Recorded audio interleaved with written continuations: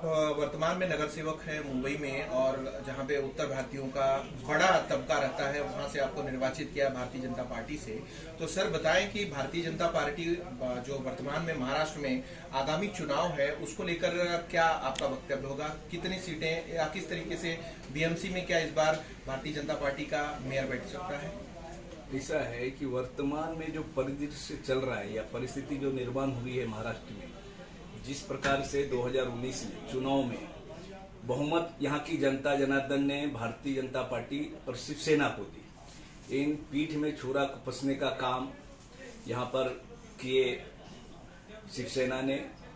और उसके बाद वो जो माननीय हृदय सम्राट जो हमारे दिल में हमारे आस्था, मेरे भगवान के स्वरूप आराध्य दैवत उसको मानते थे लोगों ने, हम भी मानते हैं, आज भी मानता हूं। एक वो महामानव थे जिन्होंने हिंदुत्व की अलग जगह और पूरे विश्व में भगवा ध्वज के लिए लड़ाई लड़ा, और आज उसी का विरोध करते करते हम लोग यहाँ पर पहुंचे थे।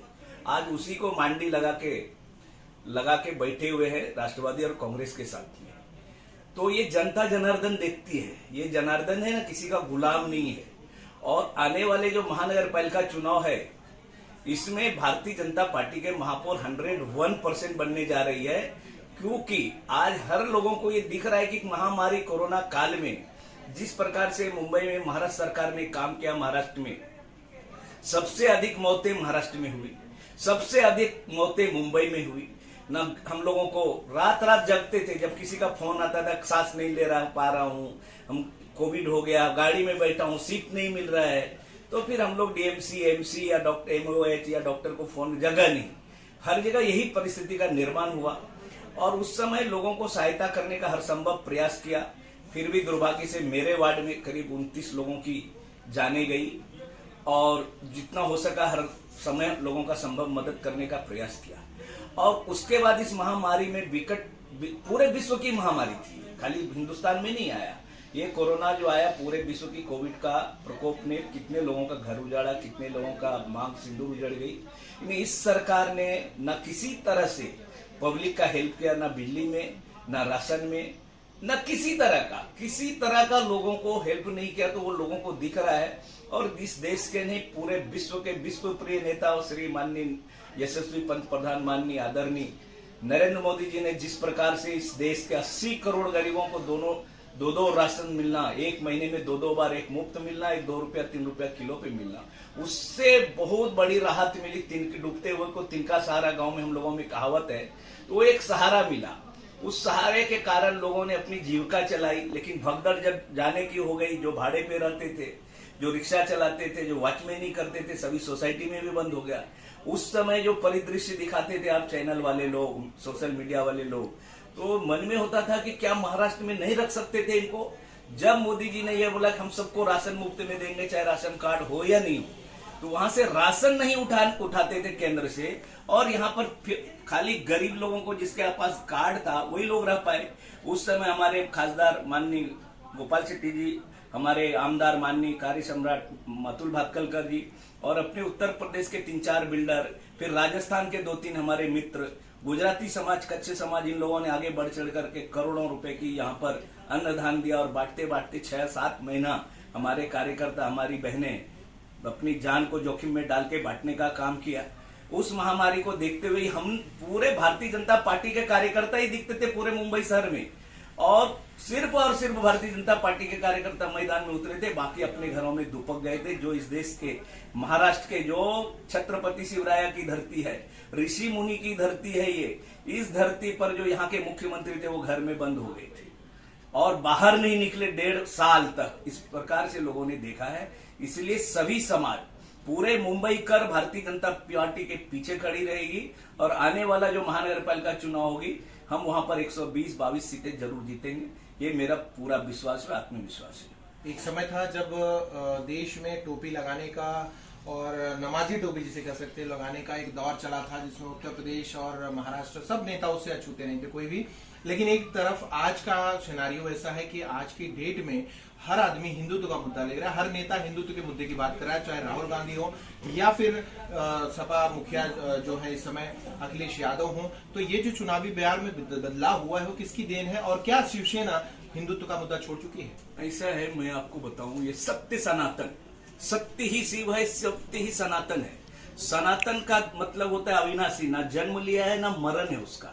और उस चीज को लेकर हमारी जो संगठन बनी 1925 में आरएसएस के राष्ट्र की निर्माण करने के लिए, राष्ट्रीय स्वयं सेवक जिसको नाम दिया है, उसके माध्यम से जो हम लोग बाद में राजनीति में आए, जनसंघ, जनसंघ के बाद जनता पार्टी टूटी, हमारी दो विचारधारा थी, तो उसमें से वो टूटी तो भारतीय जनता पार्टी 1980 में यही रंगसारदा बांद्रा में पक्ष का वहां पर स्थापना हुई।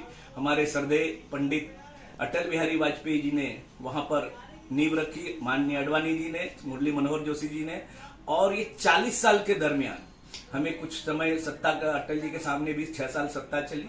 इसलिए आज जो सत्य सनातन है, जिसके लिए हम लोग मरते हैं, ये भारत भूमि सत्य सनातन है, हिंदुस्तान है, इसको हिंदुओं का है। ऐसे नहीं कि मुसलमान नहीं रह सकते, हम तो सभी धर्मों को, हमारा जो गीता में वाक्य है वसुदेव कुटुंबकम, पूरे विश्व हमारा समाज है, पूरा विश्व हमारा है। हम सनातन धर्मी, कहीं भी पूजा होता है, घर में करो, बाहर करो, मंदिर में करो, तो यही बोलते हैं कि विश्व का कल्याण हो, सत्य, विश्व का कल्याण हो, पापियों का नाश हो, मानव में सद्भावना हो। ये हमें सिखाया है, हमारा संस्कृति है। हम पेड़ को भी पूजते हैं, हम नदियों को भी पूजते हैं, हम तालाब को भी पूजते हैं, हम तो सभी की पूजा करते हैं। जो नाग देवता डंक मारे तो हॉस्पिटल नहीं पहुंच पाते, उसको भी नाग पंचमी को दूध पिलाते। इतनी बड़ी ये धर्म की, ये धर्म है, बाकी तो मजहबें हैं। धर्म एक ही है विश्व में, लेकिन God is a one kindly light, भगवान ज्योति स्वरूप है, जिसे हम ज्योतिर्लिंग में पूछते हैं। लेकिन जन्म कब हुआ? जब विप्रों पे यहाँ हानि पहुंचाने लगे राक्षसी प्रवृत्ति ने, यदा यदा ही धर्मस्य ग्लानिर्भवति भारतस्य तदात्म्यानं सृजाम्यहम्, ये जो वाक्य है, ये जो हमारा गीता में दिया है, कृष्ण की उत्पत्ति हुई। फिर राम जी का विप्रधेनु सुर संतितो लिंग मनुज अवतार, तो राम जी आए। और कलयुग में आज इस भारत भूमि पे भारत के बहुत सारे ऐसे ऋषि मुनियों महामानवों ने जन्म लिए। लेकिन जिस प्रकार से राष्ट्रीय स्वयंसेवक भारतीय जनता पार्टी हिंदुत्व के लिए काम करती है, हम किसी को पराया नहीं समझते, हम अपना समझते, चाहे वो मुस्लिम हो, सिख हो, ईसाई हो, बौद्ध हो, जो भी आज विदेश से लोग आकर यहाँ पर बस रहे हैं, विदेशी लोग कितने हर भाषा प्रांत में लगे हैं, हम अपने लोगों को कैसे पराया समझेंगे? हमारा एक ही कहना है कि ये देश जो है सनातनी धर्म का है, हिंदू धर्म का। हिंदू मतलब कोई हिंदू धर्म नहीं है, हिंदू मतलब सिंधु और नदु, हिमालय और नदु से निकला हुआ हिंदू शब्द दिया गया है। लेकिन सनाती हम लोग हैं, सनातनी। और कोई मुसलमान जो देशभक्त है वो भी बोलते हैं हम सनातनी मुसलमान है। आज सभी जो टोपी उतार लिए हैं 7 साल के दरमियान, क्योंकि उसको परिवारवाद, सत्तावाद, भोगवाद, विलासवाद, वो उसको खिसक रही है, वो करप्शन, वो सारे खिसक रही है। 7 साल के दरमियान बम विस्फोट कहीं हिंदुस्तान में नहीं हो गया, कोई करप्शन टीवी में नहीं दिखने को आ रहा है, कहीं टीवी में, मीडिया में या कहीं पेपर में नहीं मिल रहा है कि इतना 1000 करोड़ का घोटाला हो गया। ये सारी चीजें देखते हुए जो जनता जात पात पे बटी थी ना, वो भी आज भारतीय जनता पार्टी, आज आपको लिख देता हूं, 300 के ऊपर सीटें उत्तर प्रदेश में आएगी। जो उत्तर प्रदेश के माननीय योगी आदित्यनाथ जी ने 5 साल नेतृत्व हुआ, गौर गरीब वंचित दलित पीड़ित लोगों के लिए काम किया, हर समाज वर्ग के लिए काम किया। आज वहां से पलायन रुक रहा है, आज वहां पर नौकरी जॉब इकट्ठा कर रहे हैं, आज वहां पर 4.5 लाख करोड़ की इन्वेस्ट आई है बाहर से। जब वहां गुंडागर्दी शांत हो जाएगी, दादागिरी शांत हो जाएगी, वसूली शांत हो जाएगी, तो लोग इन्वेस्ट करेंगे। आप समझिए कोई उद्योगपति आप यूपी में, बिहार में नहीं लगा सकते, क्योंकि बिहार की परिस्थिति वैसी की थी लालू जी ने।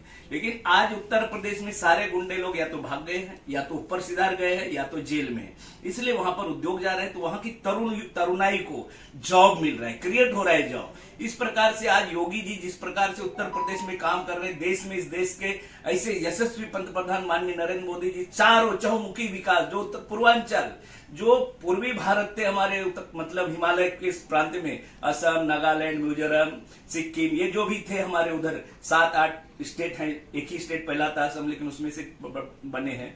आज वहां पर मैं गया था अभी मां कामाख्या देवी का दर्शन करने के लिए। क्या भव्य बना रहे वहां, क्या रोडे बन रहे, क्या मतलब इंफ्रास्ट्रक्चर तैयार हो रहा है। आज आप समझिए कि पहले देश में 60,000 डॉक्टर होती थी सालाना, आज 7 साल में 90,000 हो गया। 7 साल में 30,000 डॉक्टर आगे बढ़ रहे हैं, बन रहे हैं।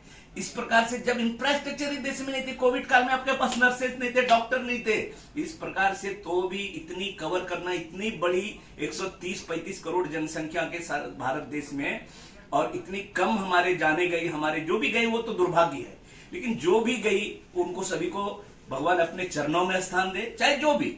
और जिस प्रकार से इस देश में मीडिया है, खैराती मीडिया है, जिसको हम पत्तलकार करते हैं, जो वामपंथ के पैदाइश हैं, जो जेएनयू अली जामिया का पैदाइश हैं, ये जो वाम पत्रकार निकले हैं, देश के लिए नहीं काम कर रहे हैं ये लोग सिर्फ मनी लॉन्ड्रिंग, खैराती मीडिया का काम कर रहे हैं ये लोग, और देश में कैसे बर्बादी हो, देश को कैसे तोड़ा जाए। लेकिन इस देश की जनता जाग गई है, उसको दिख रहा है कि मोदी जी में ही भारत का भाग्य विधाता है, और मोदी जी बोलते हैं हम प्रधान सेवक हैं, वो प्रधानमंत्री नहीं बोलते।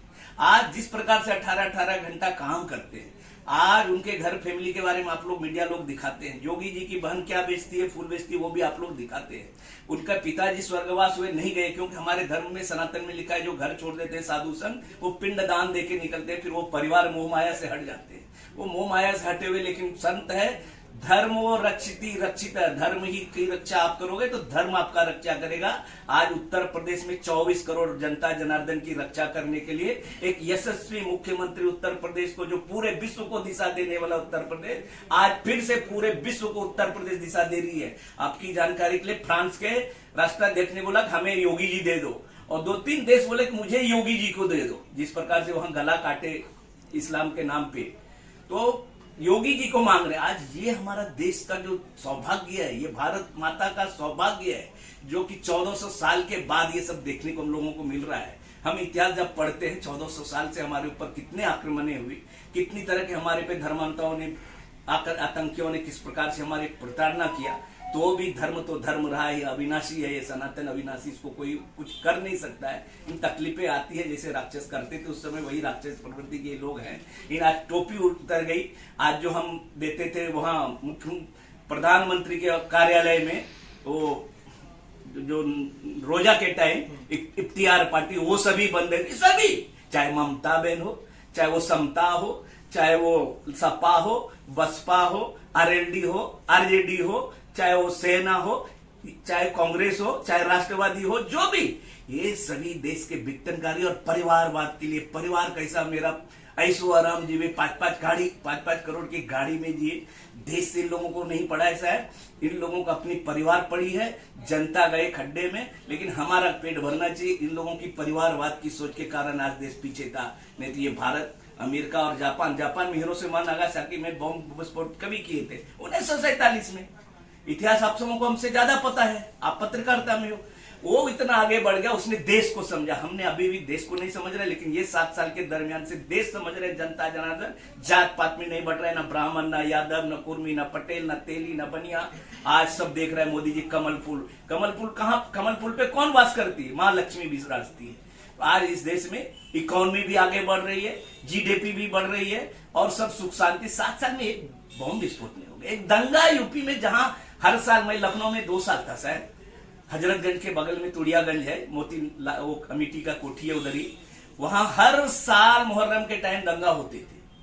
हर समय 40-50 लोग मारे जाते थे, कितने ये होते थे। आज यूपी शांत प्रिय हो गया, जैसे वहां पे प्रभु रामचंद्र जी का जन्म हुआ, जैसे प्रभु कृष्ण भगवान का जन्म हुआ, जो दिशा उन्होंने पूरे विश्व को मानवता का मानवीय जीवन जीने के लिए दिया रामायण और गीता में, आज वो मोदी जी अलग जगह थे उनके लेकर। और ऐसे बहुत सारे विषय हैं, आपके चैनल कमी पड़ जाएंगे बोलते बोलते मुझे। उसमें सवाल है अखिलेश यादव चबाए, तो जैसे वहां पे क्या है, उत्तर प्रदेश में जातिवादी राजनीति होती है और जातिवाद को ही आधार बनाकर चुनाव जीते जाते हैं। इस बार जो देखा जा रहा है, इसमें 2 ही लोग लड़ाई में हैं, एक समाजवादी पार्टी और एक भारतीय जनता पार्टी, दोनों के बीच में। अब हमने बात करी आपसे, आपने कई उदाहरण दिए और कई प्रमाण भी दिए कि उत्तर प्रदेश में तमाम सारे विकास, और खास करके हिंदू मुस्लिम की जो बात है उसमें बहुत सारी चीजों में बदलाव है, हिंदू जागा है और उसके हिसाब से आधार पर वोट देगा। लेकिन अब यहाँ पे सवाल ये है कि समाजवादी पार्टी जो तमाम सारे छोटे बड़े राजनीतिक दलों का गठबंधन करके, उसमें से राजभर है जो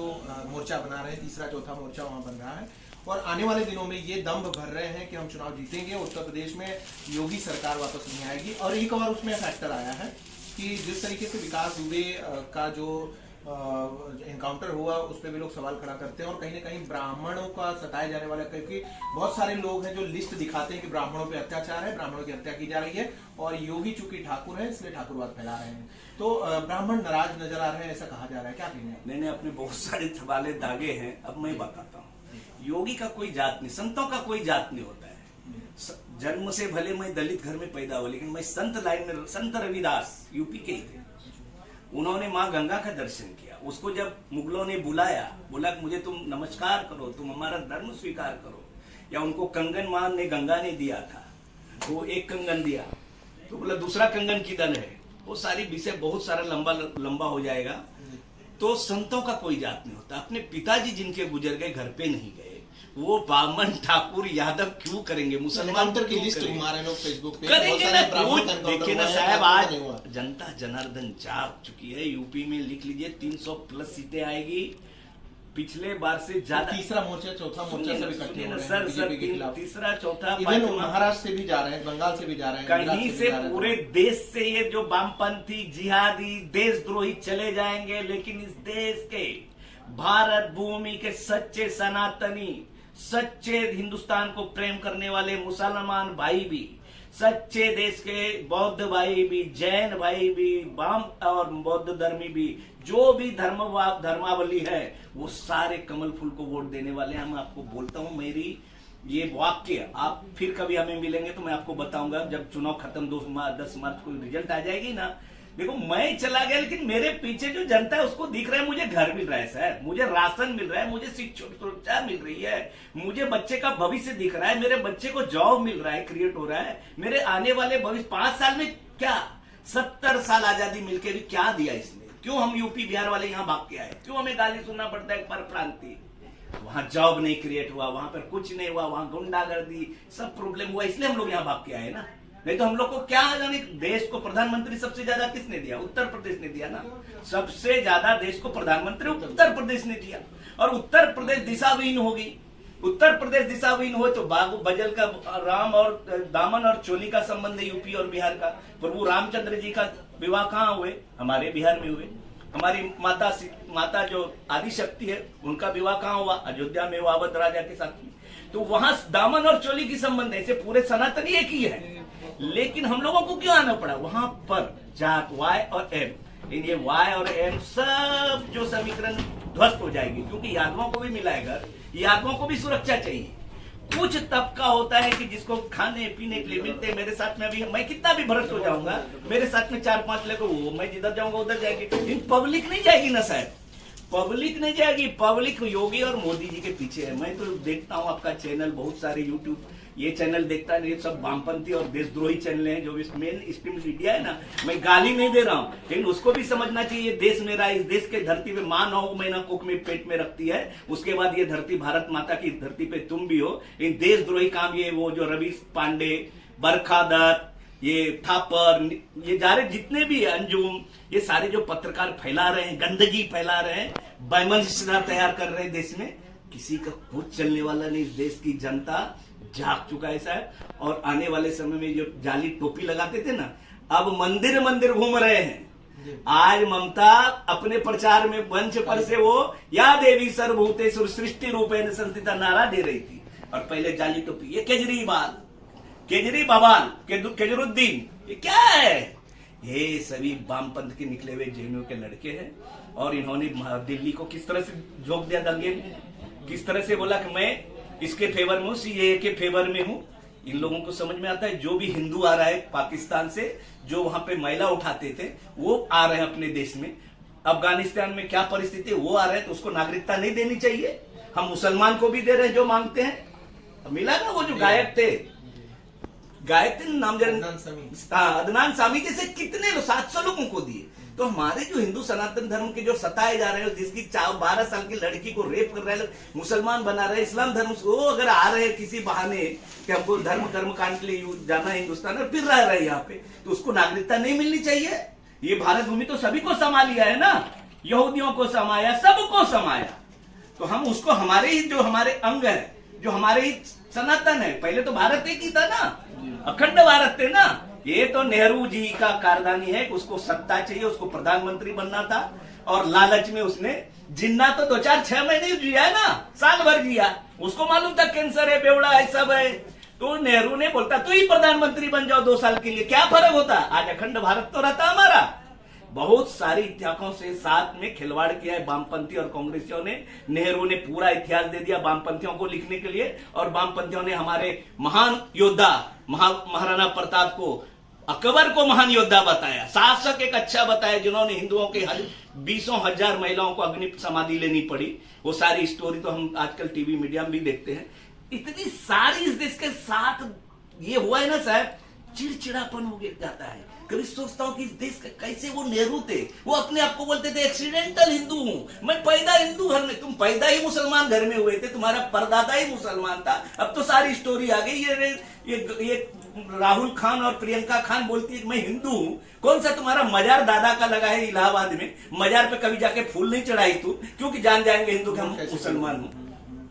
तुम गुमराह करते हो, भ्रम जाल में फैलाते हो। सारा भ्रम जाल इस देश के यशस्वी प्रधान माननीय नरेंद्र मोदी ने इन लोगों की जनता का तोड़ दिया है, और उत्तर प्रदेश में योगी जी ने तोड़ दिया है, और महाराष्ट्र में 105 सीट आना ये देवेंद्र जी था। तो यकीन है ये फिर से आने वाले जब चुनाव होगी तो यहाँ की जनता भी, महाराष्ट्र में भी भारतीय जनता पार्टी के समर्थन। एक आखिरी सवाल आपसे, महाराष्ट्र के परिवेश में अगर बात करेंगे तो अभी एक देखिए, परसों ही बच्चों का एक बड़ा रेला सड़कों पे आ गया था, जो कि अपनी सेफ्टी के लिए मांग कर रहा था, और उसमें एक यूट्यूबर हैं हिंदुस्तानी भाव, जो जिनको उकसाने की बात करके उनके ऊपर 2 केसेस हुए हैं नागपुर में और यहाँ पे महाराष्ट्र में, मुंबई में, धारावी में। तो उसमें लोग असंतुष्ट हैं कि सरकार जो है उनको जबरदस्ती उनके साथ कर रही है। इवन बीजेपी के कई भातखलकर साहब हैं और दूसरे नेता हैं, सबके बयान भी आए कि इस तरीके से व्यवहार नहीं करना चाहिए, और उसमें उकसाने वाली कोई बात नहीं है। सरकारें उस पर काम नहीं करें, बच्चों के हितों की ध्यान पे बात नहीं गई है। जबकि बच्चों ने भी ये बयान दिया कि भाई आपकी सारी ऑनलाइन, सरकार की सारी चीजें ऑनलाइन हो रही हैं, हमारी परीक्षाएं क्यों ऑफलाइन होती है, हमारी जिंदगी को धोखे में डाला जा रहा है। तो कहीं ना कहीं 33-30 लाख से ज्यादा बच्चे हैं जो एग्जाम अपीयर कर रहे हैं, और उसमें वर्षा गायकवाड़ जो उनका बयान आया कि इतने सारे लोगों का हम एक साथ ऑनलाइन एग्जाम नहीं करा सकते हैं। तो कुल मिला के ये जो अभी मामला है ये राजनीतिक हो गया है बच्चों का, और बच्चे खास करके तमाम सारे सोशल मीडिया अकाउंट्स पे तमाम सारा ट्रेंड चला रहे हैं कि उनकी मांगे मानी जाए। तो ये जो सरकार है, सरकार जो महाराष्ट्र में इस समय विद्यमान है और 3 दलों की सरकार है, उसका जो पिछले 2 साल से कार्यकाल रहा है उस किस नजरिए से देखते हैं? जो बीच बीच में इस तरीके से कार्यकलाप कुछ ना कुछ बाहर आते हैं, तमाम चीजें वायरल होती हैं, सरकार में बहुत सारे मंत्री और बहुत सारे लोग, अनिल देशमुख हुए, परमवीर हुए, ऐसे लोगों पे भी बहुत सारे आरोप प्रत्यारोप हैं। तो ये कुल मिला के क्या आपका ऑब्जर्वेशन है अगली सत्ता के लिए, अगले चुनाव के लिए, क्या लोगों को क्या संदेश देंगे आप? बहुत बड़ा प्रश्न और बहुत बढ़िया प्रश्न और सुंदर प्रश्न आपने पूछा है। इस देश के भारत रत्न महामानव बाबा साहेब आम्बेडकर जी ने इतनी खूबसूरत संविधान दिया है साहब, जिस प्रकार से आज बच्चे पे अत्याचार, अनाचार और रेपें, वसूली का धंधा, प्रश्न पूछने के लिए विधान भवन में पैसे लगते हैं, प्रश्न को रखने के लिए पैसे लगते हैं, ट्रांसफर का पैसा लगता है। जो IAS IPS ऑफिसर है, इस महाराष्ट्र का भूमि छत्रपति शिवाजी की भूमि है, ऋषि मुनि की भूमि है। ये महाराष्ट्र ने तो पूरे देश को दिशा दिया है साहब। इस महाराष्ट्र की धरती ने तो रोआ रोआ खड़ा हो जाता है साहब। ऐसे ऐसे महान योद्धाओं को, महान योद्धाएं को जन्म दिया। आज उस महाराष्ट्र के गृह मंत्री, जो मुख्यमंत्री के बाद 2nd रैंक पे आता है, वो वसूली, एक्सटॉर्शन के धंधे में किस प्रकार से लगे थे। आज 30 लाख बच्चे, वो उसकी मांग जायज है, उनका भविष्य अंधेरे में दिख रहा है। क्यों? ऑनलाइन ऑफलाइन जो भी लेना है, एक निर्णय लेके बच्चे को सामने बिठा कर करो, बात करो उनसे। बच्चे अब जब 18 साल के हो जाते हैं तो वो मित्र हो जाते हैं। पहले तो यही अपना आदित्य ठाकरे जी जो पालक मंत्री हमारे हैं, युवा है, और जो वर्षा गायकवाड़ जी है शिक्षण मंत्री, इन लोगों ने इस पर ध्यान देकर उनकी जो मांगे उसको पूरा करे। और अभी आपने एक हिंदुस्तानी भाव का नाम लिया, मैंने कभी जो यूट्यूब पे उनका देखा है, एक सच्चे देशभक्त, एक सच्चे मराठा और एक महाराष्ट्रियन, मुंबईकर होने के नाते मैं उनको सैल्यूट करता हूं। उनकी एक यूट्यूब पे पूरे पाकिस्तान हिल जाता है, पूरे पाकिस्तान को मिर्ची लगता है। वो कभी गलत बोल ही नहीं सकते हैं। वो कुछ भी बोला हुआ तो महाराष्ट्र के हित के लिए बोलेंगे, बच्चे के हित में बोलेंगे। मैं देख नहीं पाया हूँ ये 2-3 दिन से, क्योंकि इतनी कार्यक्रम पार्टी का आ रही है, मैं उनका देख नहीं पाया हूँ। लेकिन अगर उनके ऊपर केस बनाया है तो ये सारे जो भी अच्छे सोशल मीडिया पे कितने हमारे भारतीय जनता पार्टी के सोशल मीडिया लोगों को एक केस बना रहा है, कितने देशभक्त जो पत्रकार है कितने लोगों को बना रहे हैं, वो बाहर से उठा के लेके जा रहे हैं, वो सच्चाई रखते हैं यूट्यूबर लोग, लेकिन उसको अंदर कर रहे हैं क्योंकि सच इसको पच नहीं रहा है और बोलेंगे फांसीवादी है ये सरकार मोदी जी का, मोदी जी हिटलर शाही है, तानाशाही हिटलर शाही तो तुम कर रहे हो महाराष्ट्र के सरकार के लोग।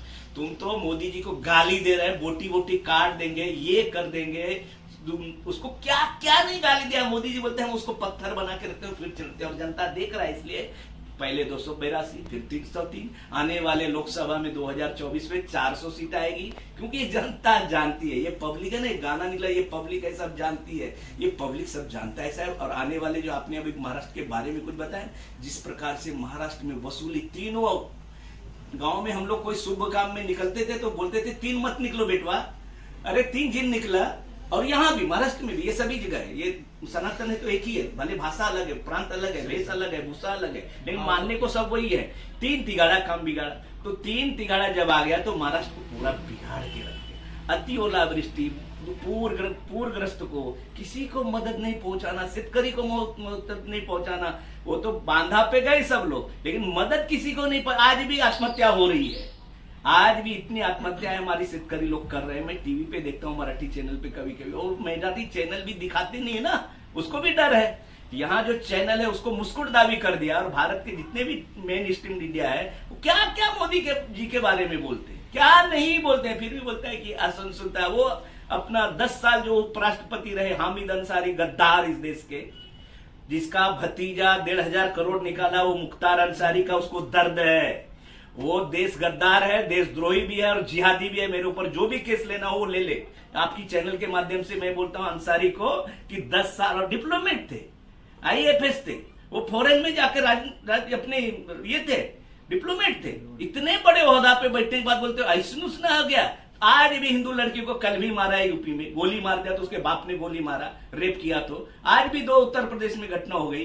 हिंदुओं को मारे तो ठीक है, कोई मीडिया नहीं दिखाएगा। एक मुसलमान को कहीं झगड़ा हो गया, मार दिया तो लिंचिंग हो गया, लिंचिंग हो गया। राहुल बाबा, प्रियंका, वो बाड्रा, ये जितने भी देशद्रोही है, देश के विरोधी, उसको देशद्रोही कहेंगे, क्योंकि ये देश जो है ना, सारे समाज को मिला के एक माला जो बनाते हैं ना, अलग अलग रंग के फूलें होती है, और उसमें से बाबा साहेब अम्बेडकर ने बढ़िया संविधान दिया, जो कि आज 135 करोड़ जनता जनार्दन एक सूत्र में बंधा हुआ है, नहीं तो ये कब का बिखर गया होता। क्योंकि जिस तरह से लोग अपने भोग विलासता के कारण जी रहे हैं, देश के बारे में नहीं सोच रहे। हम आज हैं कल नहीं है, हम दिन 4 रहे न रहे मत, तेरा वैभव अमर रहे मां, ये विचार जिस दिन नेताओं को आ जाएगी, ये विचार है जिस दिन ब्रोकरेट को आ जाएगी, जिस दिन छोटे कर्मचारी बड़े कर्मचारी को आ जाएगा, ये भारत फिर से विश्व गुरु का लाने लगेगा। क्योंकि इतनी पोटेंशियल अपने देश में, इतनी ऊर्जावान लड़के हैं, आज विश्व में जाकर CEO सब बन रहे हैं बाहर।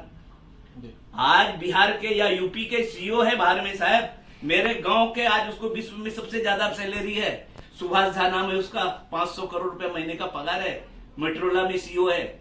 और ऐसे कितने हैं, चिपाई है साउथ इंडियन के, ऐसे कितने, में सभी का नाम अभी इतना बोल रहा हूं कि निकल जाता है दिमाग से। तो इतने सारे शक्ति हमारे पास होने के बाद भी आज हम आत्मनिर्भर बन रहे हैं, हथियार में भी आत्मनिर्भर, हर चीज में भी निर्भर बन रहे हैं। आज हम बाहर बेच रहे हैं ब्रह्मास्त्र, आधा ट्रिलियन का ब्रह्मास्त्र अपन फिलिस्तीन को दिए। अभी वो पैसा तो हमारे बच्चे को नौकरी लगेगा ना। पहले हम खरीदते थे, करप्शन करते थे, वो राहुल बाड्रा परिवार कहीं स्विस में डालते थे, कहीं डालते थे, फिर वो भंडारी, रोमेश भंडारी, कौन कौन फंसे हैं आज भी, वो कौन एक विदेशी फंसे हैं, वो भी आज जेल में ही है। आए सारे पैसे के लिए लोगों ने इस देश को नरकिस्तान बना दिया। जो हिंदुस्तान स्वर्ग था, जो स्वर्ग था, उसको नरकिस्तान बना दिया। इस सिर्फ हमारा परिवार, इस 135 करोड़ परिवार जिस दिन सोच लेगा लोग, उस दिन इस देश का अब सोच लिया है, जनता ने भी सोच लिया। और इस देश के जो आज जिसके हाथ में बागडोर है ना, चाइना, पाकिस्तान, और इस देश में जो आधे जिहादी हैं, स्वर्गीय प्रणाम करता हूं, सैल्यूट करता हूं CDS रावत जी को, जिन्होंने विश्व में आत्मनिर्भर भारत बनाने के लिए हथियारों का उन्होंने उनकी जो मंशा थी वो चालू किया, जो चले गए दुर्भाग्यवश से क्रैश हो गया उनकी। उन्होंने क्या बोले थे, 2.5 देश से हमको लड़ना पड़ेगा, 2 देश से नहीं, 2.5 देश से। 2.5 देश कौन सा हो गया, 2.5 देश में पाकिस्तान, चाइना, और अपने देश में जो गद्दार छुपे हुए हैं। प्रदीप कवि जी ने लिखा था, छुपे हुए गद्दारों से सावधान रहना, वो गाना याद नहीं है, इस देश को रखना मेरे बच्चों संभाल के, ऐसा गद्दार है ना वो गाना, वो आज हमें दिखता है कि उन्होंने आज से 60-70 साल पहले गीत लिखी है। वो कितने दूरदृष्टा कवि थे, कितने महान कवि थे, जिन्होंने राष्ट्र को एक से एक गीतें दी, जिन्होंने राष्ट्र को एक से एक कविताएं दी, उन्होंने आज से पहले लिखा। और उस चीज को चलता थी ये जिहादी लोग, ये कांग्रेस वाले, ये सारे जितने भी है ना विरोध में, इन लोगों को सत्ता और कुर्सी प्यारी है, देश की जनता जनार्दन प्यारी नहीं है साहब। और ये देश की जनता समझ चुकी है। आप कभी 10 तारीख के बाद अगर हमें सौभाग्य हुआ आप लोग का दर्शन करने के लिए, तो आपको मैं यही टीवी पे बताइए मुझे, क्या 300 से प्लस नहीं आए तो आप मेरा नाम निकाल देना, मैं चुनाव नहीं लड़ूंगा यार। उत्तर प्रदेश में 300, अरे साहब सरकार की क्या बात कर रहे हो? अरे वहां सभी समाज, ये जाट के जो नेता बने थे ना, जो विदेशी फंड से खा के, तो मौर्य जी छोड़े थे बहुत बड़ी टीम लेके, और कुछ नहीं साहब, उसको आज सीट नहीं मिल रही, उसको कहां लड़ेगा, वो जीतेंगे नहीं साहब। लिख लीजिए आज मेरा पेन दो इनको साहब को, हाथ में लिख लीजिए, मौर्य जीत गया ना तो मैं छोड़ दूंगा राजनीति, मौर्य नहीं जीतेगा। मतलब मौर्य तो जाएंगे, स्वामीनाथ मौर्य साथ में सभा, उनके साथ 3, 4, 10 जो गए हैं ना, उसमें से कोई जीतेगी नहीं। जनता समझ गया ना साहब, आप हमारे को सबको सुविधा दोगे और देश को सुरक्षा दोगे। कल मैं एक मुसलमान था, 106 साल का था, मैं उसका यूट्यूब पे देखा, मैं रो दिया। क्या बोला, उसकी अब क्या लालसा है, क्या लालच है, उसको तो अब कभी भी दफन होना है ना सर। बिल्कुल सही। लेकिन उसने बोला कि मोदी योगी जो कर रहा है, अल्लाह ताला हमारा भी उम्र जो भी बचा होगा उसको दे दो। मैं रो दिया, क्या इस बूढ़े को क्या इतना है, उसका अब क्या है, उसको क्या लालच थी कि हमको घर मिलने वाला है, हमको गाड़ी मिलने वाला है। उसके अपने आने वाले पीढ़ी के लिए, अपने बच्चों के लिए, अपने पोते के लिए, अपने नाती के लिए सोचा होगा ना। बोला ये सुरक्षा दिया, ये कोई मुसलमान, उसने पूछा अरे मुसलमान को तो बहुत तकलीफ दे रहा है योगी। बोला कुछ नहीं दे रहा है, 5 साल में एक दंगा लगे, चाहे इधर का आदमी मरे चाहे उधर का आदमी मरता तो घर पर इंसान ही ना। उनका बात बहुत टाइम सुना मैं बोला अभी, और मैं फिर 1-2 बड़े लीडर को दिया, भेजा वो, ये देखिए ये इस देश के देशभक्त मुसलमान, जिन्होंने जैसे अपने अब्दुल कलाम जी ने मिसाइल दिया, हमीद ने टैंक उड़ाया, ऐसे बहुत सारे देशभक्त मुसलमान हैं इस देश में। ये जिहादी टाइप का मुसलमान, ओबीसी का मुसलमान कुछ चलने वाला नहीं है। ये कुछ भड़काएंगे युवाओं को, कुछ वोट पाएंगे, लेकिन कुछ नहीं चलने वाला है साहब। आने वाले 10 मार्च के सुबह, या इनका नंबर ले लो शुक्ला जी, मैं इनको फोन करूंगा सामने से, देखिएगा 300 के ऊपर सीटें आएगी। अच्छा एक बताइए लास्ट में, सोशल मीडिया का जमाना है और उसमें बहुत सारे गायक गायिका आजकल आए, आप कहीं न कहीं तो आपको मिला होगा, पूछते हैं यूपी में काबा, तो काबा बताइए। वो अंबरदार हमारी एक बहन है यहाँ की, बुंदेलखंड की जी। हमारा बिहार का एक कोई नेहा ठाकुर या क्या है, नेहा राठौर, हाँ अभी इतना मैं सबका नाम नहीं याद रहता है। बड़ी वायरल हुई है, और तीसरा बड़ी वायरल हुई तो वो रोई कि मैंने गलत काम किया, उन्होंने बोला कि मैंने गलत किया। वो नेहा ठाकुर, वो अंबरदार जी ने बताया कि यूपी में का ना बा, लेकिन वो बुंदेली में भाषा में बोले, उनका गाना वायरल हुआ है और यही नहीं पूरे विश्व में हो गया है, क्योंकि एक बहुत बड़ी लेखिका भी है जी।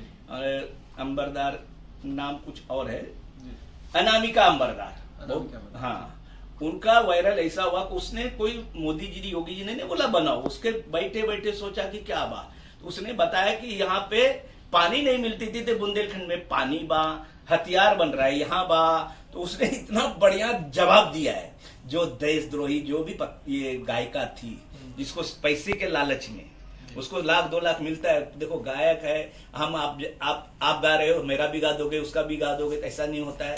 उसको बांध लिया जाता है, पैकेज देता है मेरा ही गाना, तो कुछ लोग पैसे के लालच में उसको देश अंधा हो जाता है। ये देश गुलाम क्यों हुआ? अगर जयचंद और मानसिंह नहीं होता तो मुगल नहीं आ पाते, और इधर जब मुगल आया, मुगल का राज शासन चल रहा था, तो मीर जाफर नहीं आते तो अंग्रेज नहीं आते, हमसे ज्यादा। हाँ आप देखो ना, स्टोरी निकाल लाने वाला भी कोई अपना ही था ना। इस तरह से अपने ही लोग, उसको दिखता नहीं है, अंधे है पैसे के दौड़ में, उसको देश, अपनी परंपरा, अपनी संस्कृति, अपनी सनातन का कद्र नहीं करता है। जो अपनी अतीत भूल जाता है, जो इतिहास भूल जाता है, वो नष्ट हो जाता है साहब। मिस्र यूनान आप लेके देख लो ना, मिस्र यूनान आज कहां पे है? पूरे विश्व को वो पहले सम चलाते थे ना। ब्रिटेन आज कहां पे ब्रिटिश है? जब उसका बोलता है कि धूप कभी बंद ही नहीं होती थी, सूरज ही उगता था, यहाँ हो वहां हो। आज ब्रिटिश की क्या परिस्थिति है? आज हिंदुस्तान पूरे विश्व में जगजगा रहा है, क्योंकि हम सत्य सनातन पे, सत्य के मार्ग पे, सच्चाई के मार्ग पे हैं। हम अहिंसावादी हैं, लेकिन कोई हमें छेड़ेगा तो हम छोड़ेंगे नहीं, उसको अटल जी का एक कहना वाक्य है। हाँ, हम वो परंपरा के हैं, प्रभु रामचंद्र जी के वंशज हैं, हम श्री कृष्ण जी के वंशज हैं, हम मनु शत्रुपा के पैदाइश हैं। हमने तो पूरे विश्व को दिशा दिया है, हमने तो सब में भगवान देखा है, हमने तो सबको अपनाया है। ईवीएम बड़ी ईमानदार है, लेकिन जब विपक्षी हारता है तो ऐसे में वो बेईमान हो जाती है। और बाद में ये भी आरोप लगता है कि बीजेपी विश्व की बड़ी पार्टी है, सबसे ज्यादा धनवान पार्टी है, तो पैसा ले लेके खरीद ले रही है। तो क्या कहेंगे ऐसी परिस्थितियों में? आप जीतने वाले आप आज ही मैंने सभी कार्यकर्ता करीब 150-200 लोगों को बिठाया, बोला कि 10 रुपया, 5 रुपया, 100 रुपया, 500 रुपया, 1000 रुपया जो भी हो, सभी ने इसमें दान योगदान दो नमो ऐप के माध्यम से। आज इतनी बड़ी संगठन को चलाने के लिए खर्चा तो लगता है साहब, आप छोटी सी कार्यक्रम यहाँ लिए तो खर्चा लगता है। तो सब कार्यकर्ता, इस देश के जो नागरिक है, इस देशभक्त है, जो भारतीय जनता पार्टी, उससे ये संगठन चलती है। और हमने हमारे चुनाव में बहुत सारे ने बहुत सारे खर्च किए, हमने तो कुछ नहीं किया और जीत गए। आज मोदी जी का चुनाव जब से हुआ है, लोगों का आत्मविश्वास बढ़ा है, लोकतंत्र पर विश्वास बढ़ा है, वोटिंग का परसेंटेज बढ़ा है। आज लोगों को लगता है कि नहीं, सही में आज देश जा रहा है।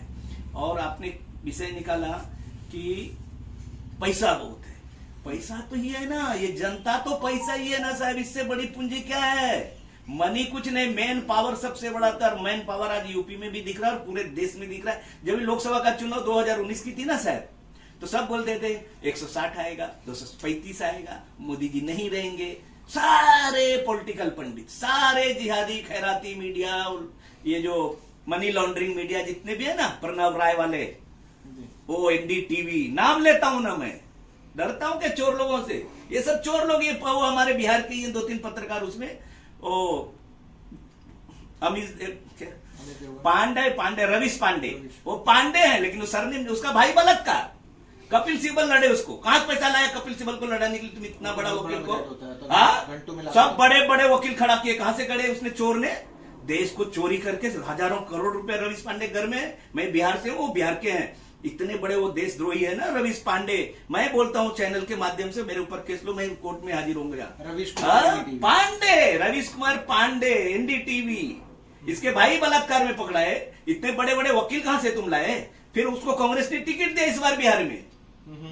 ये सारे जो है ना, जहां इसकी वो मंत्री तैयार करते थे, मंत्री किसको बनाना है, सीट लोकसभा का किसको देना, ये लोग तैयार करते थे। जो चौकड़ी थी ना, cabinet kitchen, Sonia and family, Sonia Antonio Maino की फैमिली में जो थे ना, ये वो अजीत अंजुम, वो वाजपेयी थे ना, खाज ऐसा, खाजपेयी, उसका हिंदू नाम ही नहीं, खाजपेयी। ये सारे जो जितने बड़े प्रणव रहा है, वो थापर, ये सब कैबिनेट किचन थे सोनिया गांधी के परिवार पे। आज सबकी रोजी रोटी बंद हो गई। ये लोग जब जाते थे प्रधानमंत्री मनमोहन सिंह के साथ में विदेश में ना, तो ऐश करते थे, प्रधानमंत्री, इस देश का ऐसा प्रधानमंत्री बना, ना होटल में रुकते हैं, एयरपोर्ट पे नहाते हैं, कोई पत्रकार को लेके नहीं जाते हैं विदेश, अपने पैसे से दिखाने जाओ, टीआरपी कमाना है ना तो अपने से आओ।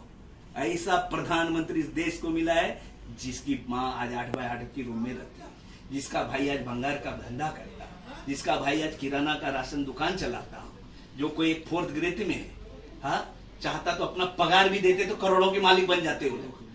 वो पगार भी जाके वो गरीब लोगों को, जो दत्तक बस्ती योजना चलाते हैं, गरीब लोग जो साफ सफाई करते हैं, कचरा उसमें देते हैं, जो ऑक्शन में आता है वो नमामि गंगे में देते हैं। आज योगी जी की बहन फूल बेचता है सर, एक मुख्यमंत्री का बहन, और ये सभी मुख्यमंत्री का 2-2 हजार करोड़ का बंगला नोएडा में देखिए आप। ये मायावती बहन मायावती का 2000 करोड़ का बंगला, कहां से? ऊपर से। तुम्हारी क्या परिस्थिति थी? पहले टीचर थी, 3000 पगार था, आज 2000 करोड़ बंगला। ये मुलायम यादव प्रोफेसर थे, उनकी कितनी 8000 से ली, 6, तभी स्टार्टिंग 2800 था मतलब। और तुम आज 2000 करोड़ के बंगले में रह रहे हो, कहां से भाई? ये पब्लिक का चोरी किया है।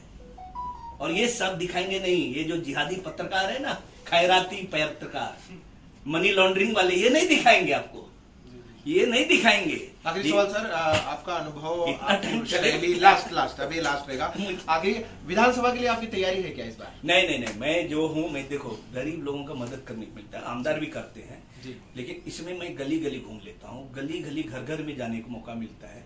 और 8 विधानसभा में चला जाऊंगा तो मैं जो प्यार पाया हूँ, जो मैंने भगवान, जो हम नर में ही नारायण देखा एरिया में, ऐसे तो बन जाएंगे तो पार्टी दे देगी तो, लेकिन अभी 2 भाग होगा तो ही। लेकिन अभी जो आमदार है वो हमारे परम मित्र हैं, हमारे स्नेही हैं, और उस आमदार को फिर से लाने के लिए 2025 में जब भी चुनाव होगा, मैं अभी कोई ख्वाब भी नहीं देखता हूँ, सपना भी नहीं देखता हूँ। मैं लोगों की सेवा करते करते परमेश्वर पार्टी ने अगर आपको आगे किया तो? पार्टी अगर टिकट दिया, कहीं से लगा उनको भाई देना चाहिए तो लड़ेंगे। इस देश के विरोधियों से लड़ना है, इस देश के द्रोहियों से लड़ना है, इस वामपंथियों से लड़ना है, एक कांग्रेसियों से लड़ना है, जिहादियों से लड़ना है। सर ये हम दिन 4 रहे ना रहे, तेरा वैभव अमर रहे माँ। ये भारत माता का वैभव बनाने के लिए हम लोग लड़ रहे हैं।